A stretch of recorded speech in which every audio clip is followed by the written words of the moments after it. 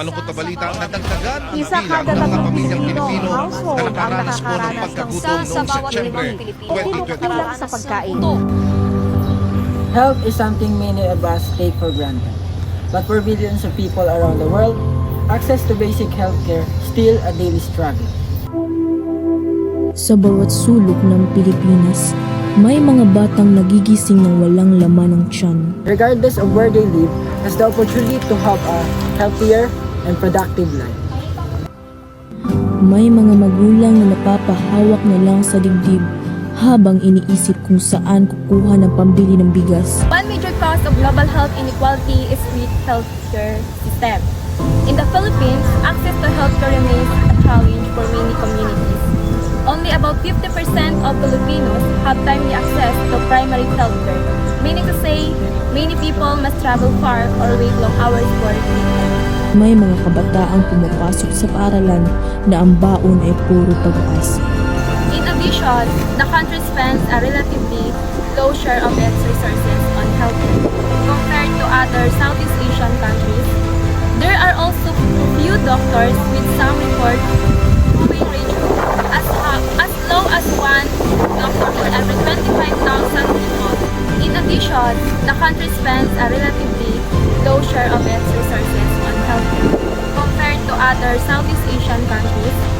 There are also few doctors, with some reports moving range as low as one doctor for every 25,000 people. This challenge makes it harder for people to receive the healthcare they need. Ito ang katotohanan na hindi natin dapat baliwalain. Malnutrition is a result of global health inequality. According to the World Health Organization and UNICEF, about 150 million suffers from stunted growth and 42 million experience wasting, a severe form of undernutrition. At suportahan ang sustainable agriculture ng bawat tao. Malnutrition weakens the immune system.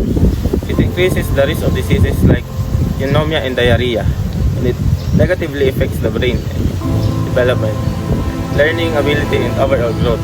Therefore, it is just not a food issue but a serious global health problem.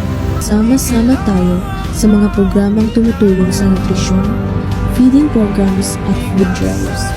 To address these challenges, countries and organizations work together to improve healthcare system and promote public health. Organizations such as the World Health Organization collaboration with governments to control system, improve nutrition program and expand access to medical care. The United Nations promote sustainable development. Goal 3, good health and well-being, which aims to ensure healthy lives and promote well-being for all people at all age. But improving global health is not only the responsibility of organizations. Improving global health requires cooperation from everyone. Organizations, governments, communities, and individuals. Millions of Filipinos around the world still face challenges such as healthcare access, malnutrition, and preventable diseases. But through awareness, education, and collective action, we can help create a healthier future. Health is not a privilege for a few, it is right for everyone. Suportahan natin ang mga lokal na magsasaka sa pamamagitan ng pagbili ng kanilang produkto. Kasi natin ang food waste, ang pagkain hindi mo inuubos ay maaaring buhay ng iba. Health is something many of us take for granted. But for billions of people around the world, access to basic healthcare still a daily struggle. Let us work together to support global health and ensure that everyone, everywhere, has the opportunity to live a healthy life. Because global health is not just a global issue. It is our shared responsibility.